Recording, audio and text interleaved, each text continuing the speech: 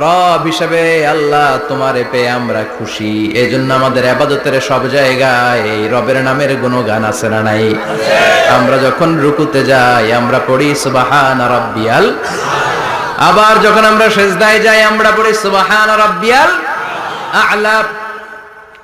রুকুতে গেলে সুবহানা রাব্বিয়াল আযীম, আবার যখন সিজদায় যাই তখন আমরা পড়ি সুবহানা রাব্বিয়াল আ'লা। আবার কবরের জীবন যখন আমরা শুরু করে দিব, কবরের প্রথম প্রশ্ন হবে তোমার রবের নাম কি? আমরা বলবো আল্লাহ আমার রব, এই রবি আমার সব, দমে দমে তনু মনে তারি অনুভব। তোমার দুনিয়াতে আমি যেদিকে তাকাই, অথই নেয়ামতে ডুবে আছি সবাই। পাক পাখালির গানে শুনি তসবিহ কলো রব, তসবিহ কলো রব। আল্লাহ আমার রব, এই রবি আমার সব। সুবহানাল্লাহ, কি অসাধারণ কথামালা। আল্লাহ আমার রব, এই রবি আমার সব। আল্লাহ যদি আমার সাথে থাকে পৃথিবীর কোনো শক্তি আমার থামাতে পারবে না। চিল্লাবে না ঠিক কিনা? আর এই রবকে যদি তুমি হারাও, রব যদি আমার বিপক্ষে চলে যায়, পৃথিবীর কোন শক্তি আমার কোন উপকার করতে পারবে না। এজন্য বিশ্বনবী বলতেন ইযা সাআলতা ফাসআলিল্লাহ ওয়া ইযা ইসতাআনতা ফাসতাইন বিল্লাহ। যখন সাহায্য চাইতে মনে চাইবে, সাহায্য চাইবা কার কাছে? কিয়ামতের দৃশ্যটা কি রকম হবে এর নকশা খুব সংক্ষিপ্ত পরিসরে মাত্র 11টা আয়াতে আল্লাহ তুলে ধরেছেন। আপনি মনোযোগ দিয়ে কানগুলো খরগোশের মতো খাড়া করে যদি কথাগুলো শুনেন, আপনার মনে হবে আপনি এখানে বসে কিয়ামত চোখে লাইভ দেখতেছেন। লাইভ আল্লাহ এমন ভাবে বলেছে। সুবহানাল্লাহ পড়েন। তা আসুন আমরা সরাসরি কিয়ামতকে দেখে আসি। আসলে কিয়ামতটা কেমন বর্ণনা করছেন কে? আল্লাহ। সূরার নাম হচ্ছে সূরাতুল কারিয়া। কি নাম? আওয়াজ করে উত্তর দিতে হবে। সূরার নাম আল কারিয়া। চিৎকার মেরে বলেন সূরার নাম কি? একটা শব্দ 3 বার বললে মানুষের দৃষ্টি আকর্ষিত হয় না? যেহেতু এটা আরব দেশে নাজিল হয়েছে, আবার মক্কায়, মক্কার লোকেরা আরবি বুঝে, তাদেরকে প্রথম বলা হলো আল কারিয়া। তারা ফিরে তাকালো, কি আল কারিয়া? আবার বলা হলো মাল কারিয়া। কি মাল কারিয়া? আবার বলা হলো ওমা আদরাকা মাল কারিয়া। আবার তারা ফিরে তাকালো। দৃষ্টি আকর্ষণের জন্য আল্লাহ তাআলা 3 বার এই শব্দটা বলেছেন। এজন্য এই শব্দের একটা সিগনিফিকেন্স, একটা গুরুত্ব, অর্থবহ একটা মানদণ্ড আছে না নাই? আল কারিয়া শব্দের অর্থ হচ্ছে বিকট আওয়াজ। আল কারিয়া মানে কি? কথা বলেন, আরো জোরে বলেন। বিকট আওয়াজ। এই বিকট আওয়াজটা তৈরি করার জন্য আল্লাহ তাআলা একজন ফেরেশতা তৈরি করেছেন, যার নাম হচ্ছে ইসরাফিল। নাম কি? ইসরাফিল। আমাদের মধ্যে অনেকের নাম কিন্তু আমরা ইসরাফিল রাখি, তাই না? ইসরাফিল আছে না নাই? আজরাইল কিন্তু রাখে না কেউ, ডরে। কেন রাখে না? ভয় পায়। কিন্তু ইসরাফিল আছে, আমার পরিচিত অনেকে আছে ইসরাফিল। তো এই ফেরেশতার পা হচ্ছে জমিনের নিচে, মাথা হচ্ছে আকাশের উপরে। এই ফেরেশতার কাজ হচ্ছে ওই বিকট শব্দ তৈরি করা। উনি একটা সাইরেনের মধ্যে ফু দিবেন, হুইসেল দিবেন, ট্রাম্পেট। ওই ট্রাম্পিটে, ওই সাইরেনে, ওই হুইসেলে ফু দিলেই শুরু হয়ে যাবে আল কারিয়া।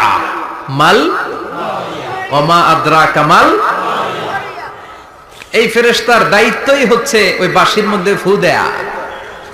হুইসেল, সাইরেন, ট্রাম্পিট, আরবিতে এটাকে বলা হয় আসুর।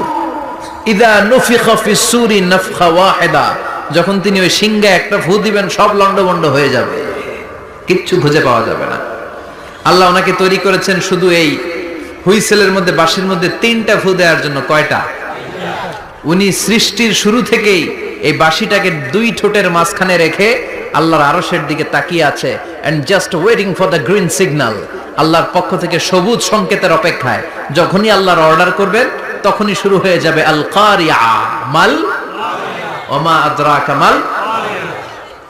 সৃষ্টির শুরু থেকেই ইসরাফিল ফেরেশতা বিশাল সিংহাটাকে 2 ঠোঁটের মাঝখানে করে আরশের দিকে তাকিয়ে আছে, কখন আল্লাহ অর্ডার দিবে। অর্ডার দিতে দেরি, ফুৎকার দিতে দেরি নাই, ঠিক কিনা? বিকট আওয়াজ, গগন বিদারী শব্দ, প্রচন্ড একটা সাউন্ড। জাইগান্টিক সাউন্ড, যে আওয়াজ, যে শব্দ কেউ শুনে নাই। এজন্য আল্লাহ বললেন আল কারিআতু মাল কারিআতু ওয়া মা আদরাকা মাল কারিয়া। সে আওয়াজটা ভয়ঙ্কর আওয়াজ, এটা বজ্রপাতের মতো না, এটা ট্রাকের টায়ার পাংচার হলে যে আওয়াজ হয় ওই আওয়াজের মতো না, গ্যাসের সিলিন্ডার ব্রাস্ট হয়ে গেলে যে আওয়াজ হয় ওই আওয়াজের মতো না, প্রাইমারি স্কুলে দপ্তরে যখন ছুটির ঘন্টা বাজায় ওই আওয়াজের মতো না। ওই আওয়াজটা এমন আওয়াজ, ওই আওয়াজ পৃথিবীর কেউ শোনে নাই। সেটার নাম হচ্ছে আল কারিআ মাল ওমা আদরাকা মাল। বিকট আওয়াজ, বিকট ভয়ঙ্কর ট্রাম্পিট, এই সাইরেনে ফু দেয়া হবে। প্রথম ফু দেওয়ার সাথে সাথেই লন্ডভন্ড হয়ে যাবে। এই ইসরাফিলকে তৈরি করা হয়েছে শুধুমাত্র কেবলমাত্র 3টা ফু দেওয়ার জন্য। চিল্লায় বলতে হবে কয়টা? 3টা। এই ফেরেশতার আর কোনো কাজ নাই, তার আর কোনো কাজ আছে? ঠিক যে মুহূর্তে, এখন আমার ঘড়িতে বাজে 9:50, রাত 9:50, ঠিক এই মুহূর্তে যখন আমরা তাফসীর শুনছি, ঠিক এই মুহূর্তেও ইসরাফিল ফেরেশতা সিংহাটাকে 2 ঠোঁটের মধ্যে লাগিয়ে আল্লাহর আরশের দিকে তাকিয়ে আছে। ওই যে সৃষ্টি শুরু থেকে তাকিয়ে আছে, আজ অবধি তাকিয়ে আছে। যখনই গ্রিন সিগন্যাল আসবে মুহূর্তেই শুরু হয়ে যাবে আল কারিআ মাল ওয়া মা আদরাকা মাল। আল্লাহ বললেন সে আওয়াজটা হবে বড্ড ভয়ঙ্কর। প্রথম ফুৎকার যখন দেয়া হবে এটারে বলে নাফখাতুল ফাজা। দুনিয়ার সব মানুষগুলো অবাক হয়ে যাবে, পুরো পৃথিবীটা কেঁপে উঠবে, পৃথিবীর বিল্ডিং গুলো দুমড়ে মুচড়ে পড়বে, পৃথিবীর বড় বড় যত পাহাড়গুলো আছে তুলার মতো বাতাসে পাহাড়গুলো ধুলিত হতে থাকবে। আল্লাহু আকবার। আল্লাহ বললেন ইয়াউমা ইয়াকুনুন নাসু কাল ফারাশিল মাবথুস ওয়া তাকুনুল জিবালু কাল আহিনিল মানফুশ। সেদিন মানুষগুলো বিক্ষিপ্ত পতঙ্গের মতো নিক্ষিপ্ত হবে যখন আল কারিআ, এই বিকট আওয়াজটা হবে। শুনতেছেন? মনোযোগ আছে? কথা বুঝতে সমস্যা হচ্ছে না তো? 3টা ফুৎকার। কয়টা? প্রথম ফুৎকার দেওয়ার সাথে সাথে মানুষগুলো বিক্ষিপ্ত পতঙ্গের মতো নিক্ষিপ্ত হবে। এই যে আরামসে বসে আছি, তখন আর বসে থাকা যাবে না, কে ধাক্কা খেয়ে কই চলে যাব টেরই পাওয়া যাবে না। আমরা এই যে বসে আছি এর কারণ হচ্ছে গ্র্যাভিটেশনাল একটা ল আছে, পাওয়ার। এটারে বাংলায় বলে মাধ্যাকর্ষণ শক্তি। কি শক্তি? কথা বলেন। কে আবিষ্কার করছে এটা? হ্যাঁ, কে? বিজ্ঞানী নিউটন, আইজাক নিউটন আবিষ্কার করেছে। আপেলকে সে নিচে পড়তে দেখে গবেষণা করে পেয়েছে গ্র্যাভিটেশনাল পাওয়ার। ওইটা থাকার কারণে পৃথিবীর সেন্টার সবকিছুকে নিচের দিকে টানে, নিজের দিকে টানে, ফলে আমরা বসে আছি। কিন্তু এই মাধ্যাকর্ষণ শক্তির বাইরে যদি আমরা আকাশে উঠে যাই, আর কিন্তু কোনো টানাটানি নাই, আপনি শূন্যে ভেসে থাকবেন। নভোচারীরা মহাশূন্যে যে ভেসে থাকে, কিয়ামতের ওই ধাক্কার ভাইব্রেশন যখন শুরু হয়ে যাবে, পুরো পৃথিবীটা মুহূর্তের মধ্যে কেঁপে উঠবে। এমন কম্পন, এমন আওয়াজ পৃথিবীবাসী এর আগে আর শোনে নাই। একটা ধাক্কার চোটে মানুষগুলো ছিটকে কে যেন কই পড়ে যাবে, কেউ টের পাবে না। কে কই চলে গেছে হিসাব নাই। সব থাকবে ওই টাইমে, সব থাকবে না। কেউ থাকবে টয়লেটে, কেউ থাকবে ঘুমে, কেউ থাকবে বাজারে। আপনাদের নিমসার বাজার তো থাকবে তখন, না থাকবে? কই যে লন্ডভন্ড হয়ে যাবে হিসাব নাই। কে যে কোথায় ছিটকে পড়বো আমরা জানি না। বিক্ষিপ্ত পতঙ্গের মতো আমরা নিক্ষিপ্ত হব।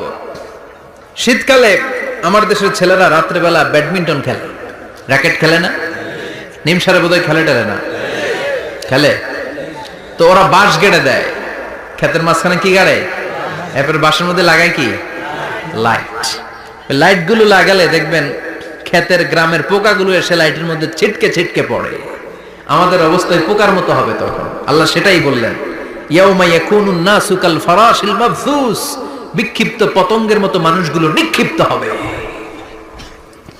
ওয়া তাকুনুল জিবালু কাল আহিনিল মানফুশ। তুলাকে যখন পিটানো হয়, ধ্বনিত করা হয়, দেখবেন তুলার ছোট ছোট কণা বাতাসের মধ্যে ভাসতে থাকে। ফু মারলে আরো দূরে যায়, আরো বাতাস আসলে উড়ে উড়ে যে কোথায় চলে যায় টের পাওয়া যায় না। সুবহানাল্লাহ।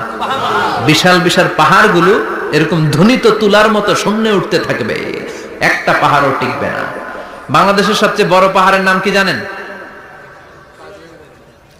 তাজিংডং পর্বত, কিন্তু সবচেয়ে বড় পাহাড় হচ্ছে গারো পাহাড় ময়মনসিংহের। ওটা থাকবে কিয়ামতের দিন? আল কারিয়া, মাল কারিয়ার সময় টিকবে ওইটা?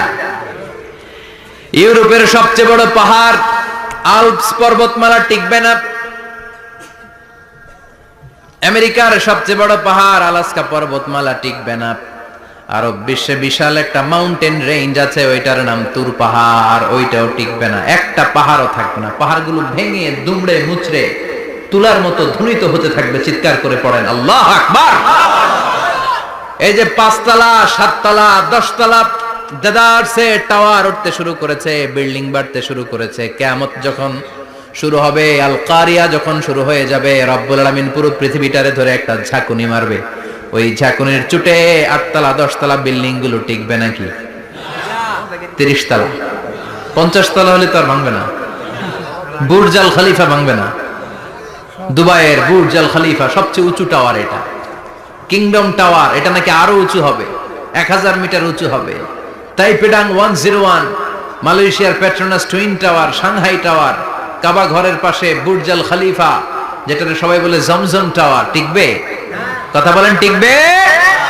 আল্লাহ বললেন ইযা জুলজিলাতিল আরদু জিলজালাহা ওয়া আখরাজাতিল আরদু আসকালাহা ইযা রুজ্জাতিল আরদু রাজ্জান ওয়া বুসাতিল জিবালু বাসসা। সেদিন পৃথিবীটারে কাঁপিয়ে দেয়া হবে, পুরো পৃথিবী নড়ে চড়ে উঠবে, টাওয়ারগুলো ভেঙে খান খান, পাহাড়গুলো ভেঙে দুমড়ে মুচড়ে যাবে, মানুষগুলো বিক্ষিপ্ত পতঙ্গের মতো নিক্ষিপ্ত হবে, সাগরের পানির মাঝখানে দাউ দাউ দাউ দাউ দাউ দাউ করে আগুন জ্বলতে শুরু করে দিবে। আল্লাহু আকবার। নকশা এঁকে দিছেন আল্লাহ, নকশা এঁকে দিছে না? সুবহানাল্লাহ পড়েন। আবার আল্লাহ বললেন ফাইযা বারিকাল বাসারু ওয়া খাসাফাল কামারু ওয়া জুমিআশ শামসু ওয়াল কামারু ইয়াকুলুল ইনসানু আইনাল মাফার। সেদিন মানুষের চোখ হবে ছানা বড়া, চন্দ্র সূর্যে কোনো আলো থাকবে না, মানুষগুলো দিক বিদিক পাগলের মতো দৌড়াবে, সবার মুখে এক কথা, পালাবো কই? পালানোর জায়গা আছে নাকি শুধু বাংলাদেশের এই সাইডটাতেই কিয়ামত হবে? সৌদিতে আর হবে না? হ্যাঁ, আমেরিকায়? আমেরিকায় কেমনে হবে? ওদিক তো ডোনাল্ড ট্রাম্প থাকে। হ্যাঁ, আমেরিকাতেও হবে, জাপানে হবে, ইন্ডিয়াতে হবে, গোটা বিশ্বে একসাথে কাপাকাপি আর এই ধ্বংসলীলা শুরু হয়ে যাবে। চিৎকার করে বলেন ঠিক কিনা? আল্লাহ বলেন ইয়াউমা নাতউইস সামা কাতাইয়িস সিজিল লিল কুতুব। আকাশ আর আকাশ থাকবে না। কাগজ যেমনি আমরা এরকম ফোল্ড করে ফেলি, ভাঁজ করে ফেলি, মন চাইলে কাগজকে যেমনি আমরা এরকম হাতের মধ্যে গুটিয়ে নেই, সেদিন আকাশটারে হাতের মধ্যে গুটিয়ে নিবে কে? মানুষগুলো পাগলের মতো দৌড়াবে। কেউ থাকবে টয়লেটে, কেউ হসপিটালে, কেউ মাজারে, কেউ বাজারে, যে যেখানে থাক, শুরু হয়ে যাবে কিয়ামতের এই ভয়াবহ দৃশ্য। দুধের বাচ্চাকে রেখে দিয়ে মা দৌড়ে পালাবে। দুধের বাচ্চা রেখে মা কোথাও যায়? কলিজার টুকরা এটা, দুধের বাচ্চা, এটারে ফেলে মা কোথাও যায় না। কিন্তু কিয়ামতের এই ঝাঁকুনির দৃশ্য দেখে, আল কারিয়া মাল ওয়া মা আদরাকা মাল, এই দৃশ্য দেখে দুধের বাচ্চারে রেখে মা দিবে দৌড়। অনেক গর্ভবতী মহিলা থাকবে এই কিয়ামতের সময়, যাদের পেটের ভেতরে 2 মাসের বাচ্চা, 3 মাসের বাচ্চা, অপরিপক্ক অপরিণত, বাচ্চাটা এখনো বড় হয় নাই, কোন বাচ্চার হাত পা এখনো হয় নাই। কিয়ামতের এই ভয়ঙ্কর দৃশ্যটা দেখে জায়গার মধ্যে 3 মাসের অপরিণত বাচ্চাটা ডেলিভারি হয়ে যাবে। আল কারিয়া মাল কারিয়া ওয়া মা আদরাকা মাল।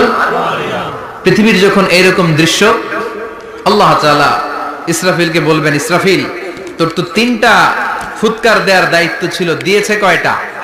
চিল্লায় বলেন কয়টা? এবার আল্লাহ বলবেন এবার দ্বিতীয় ফুৎকার দে। কয় নাম্বার ফু দিবে? ওই ফু দেওয়ার সাথে সাথে ইসরাফিল প্রথম ফুৎকার দিয়ে জায়গা মতো এরকমই দাঁড়ায় থাকবে। আবার যখন গ্রিন সিগন্যাল পাবে মুহূর্তের মধ্যে আরেকটা ফু দিয়ে দিবে। ফু দেওয়ার সাথে সাথে পৃথিবীর সব মানুষগুলো মরে শেষ। কেউ থাকবে? থাকতে পারবো আমরা? থাকার জন্য আসছি? একদিন মাটির ভেতরে হবে ঘরে মন আমার, কেন বান্ধ দালান ঘর, প্রাণ পাখি উড়ে যাবে পিঞ্জর ছেড়ে,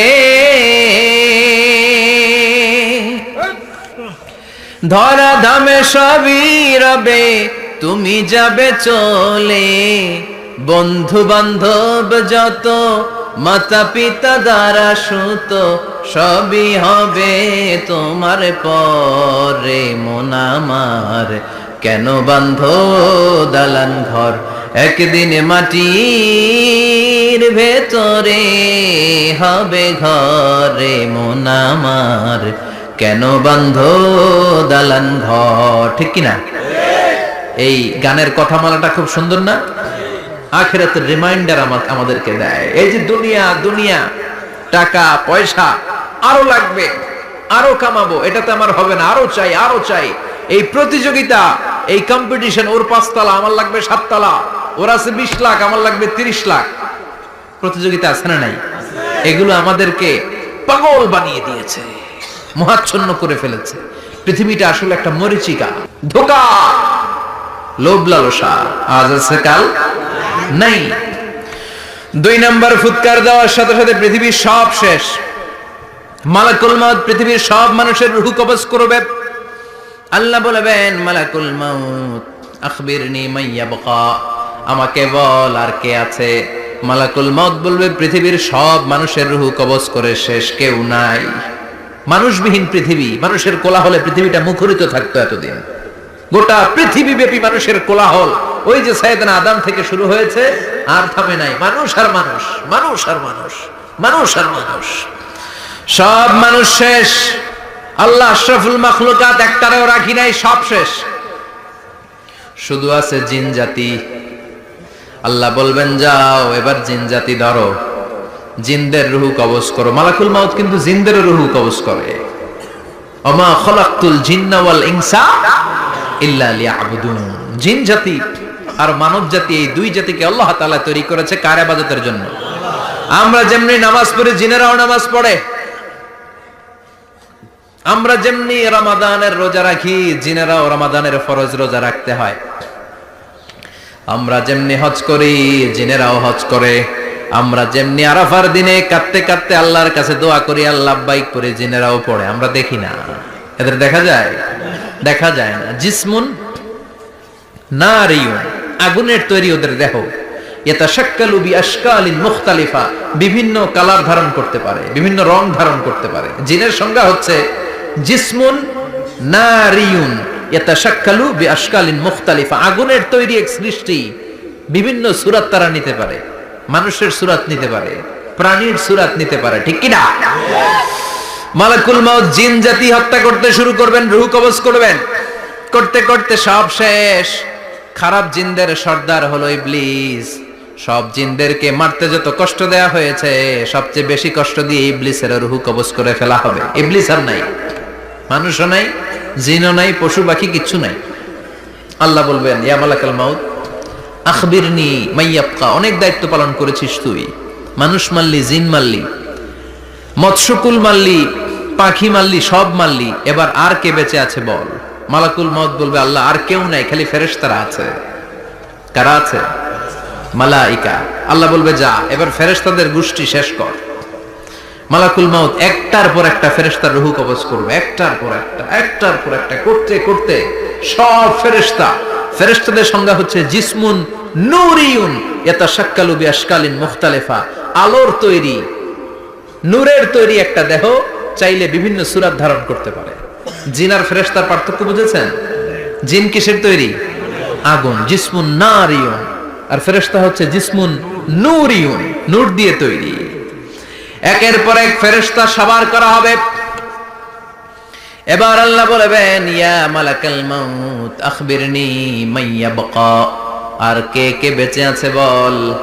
মালাকুল মাউত বলবে, মাবুদ কেউ নাই, মানুষ নাই, জিন নাই, ফেরেশতাও নাই, শুধু আমার 3 জন কলিগ বাকি। কয়জন? জোরে বলেন, কয়জন? জিব্রাইল বাকি, ইসরাফিল বাকি, মিকাইল আর আমি। আল্লাহ বলবে, মিকাইলের রূহ কবজ করে নিয়ে আয়। যে মিকাইল আমার আদেশে পৃথিবীতে বৃষ্টি ঝরাতো, আমার আদেশে ক্ষেত খামারে ফসলের ব্যবস্থা করে দিত, আমার আদেশে মানুষের রিজিকের হিসাব রাখতো, এই মিকাইলের রূহ কবজ করে নিয়ে আয়। এক নাম্বার কলিগ শেষ। কলিগ বুঝেন তো? সহকর্মী। কলিগ মানে কি? সহকর্মী। এক নাম্বার কলিগ নাই।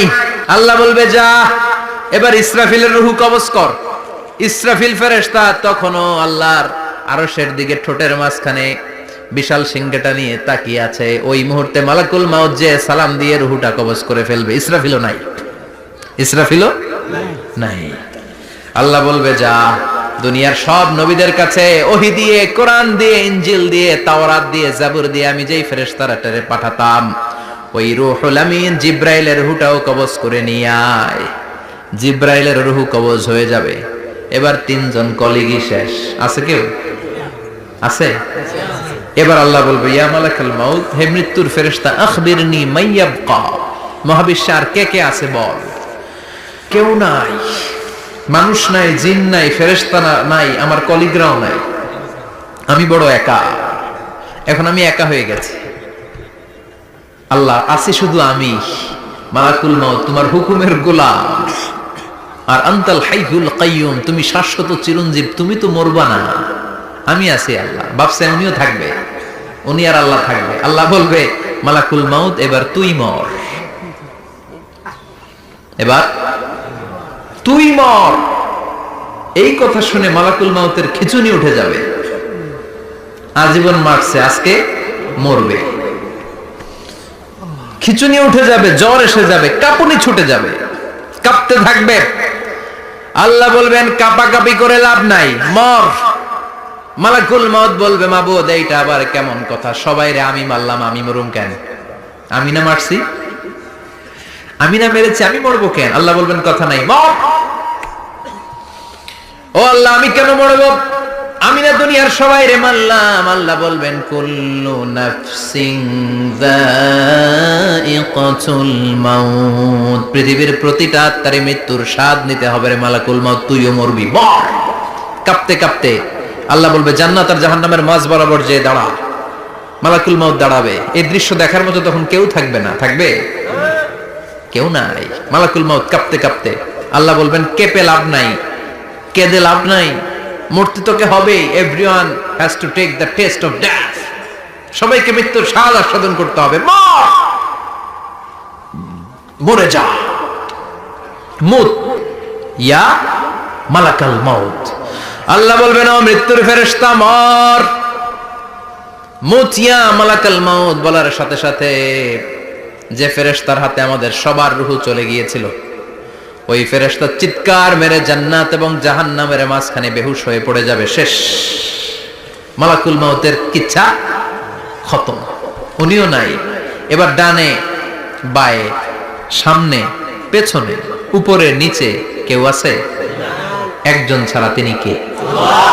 কুল্লু মান আলাইহা ফানি ওয়া ইয়াবকা ওয়াজহু রাব্বিকা যুল জালালি ওয়াল ইকরাম ফাবিআইয়ি আলাই রাব্বিকুমা তুকাযযিবান। এই জমিনে যারা আছে সব শেষ হয়ে যাবে, একজন ছাড়া, তিনি কে? আল্লাহ তখন হুঙ্কার দিয়ে একা একাই বলবেন, একা একাই বলবেন ইয়া আরদু আইনা আশজারুকা, ও পৃথিবী তোর বড় বড় গাছগুলো কোথায়?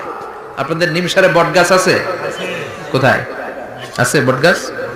অনেক জায়গায় থাকে না বট গাছ বিশাল, ওইটাকে কেন্দ্র করে শিরকের আখড়া জমে ওঠে, ওখানে মোমবাতি লাগায়, লাল সালু দেয়, নাচানাচি করে, এরকম বট গাছের আখড়া আছে নাই? আল্লাহ বলবে ইয়া আরদু, হে পৃথিবী, আইনা আশজারুকা, তোর বড় বড় গাছগুলো আজকে কোথায়?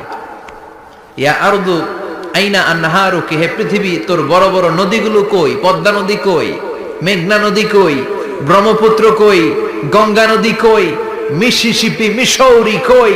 নীল নদ কোথায়? আমাজন কোথায়? ৬৬৯৫ কিলোমিটার লম্বা, উগান্ডার ভিক্টোরিয়ার কাম্পালা থেকে এর অববাহিকা শুরু। পৃথিবীর সবচেয়ে বড় যে নদীটা নীল নদ, মিশরে এই নদটা ছিল। আমি দেখেছি, ঘুরেছি এর উপর দিয়ে অনেক। 5 বছরে নীল নদের পানি আমি খেয়েছি। মিশরের নীল নদ ছাড়া কোনো মিঠা পানির উৎস নাই। এজন্য প্রাচীন ঐতিহাসিক, ওনার নাম হেরোডোটাস উনি বলেছিলেন Egypt is the gift of Nile, মিশর হচ্ছে নীল নদের দান। নীল নদ না থাকলে মিশরে কেউ থাকতো না। আল্লাহু আকবার পড়ুন। দুইটা নদী সিদরাতুল মুনতাহা থেকে জান্নাতের কানেকশন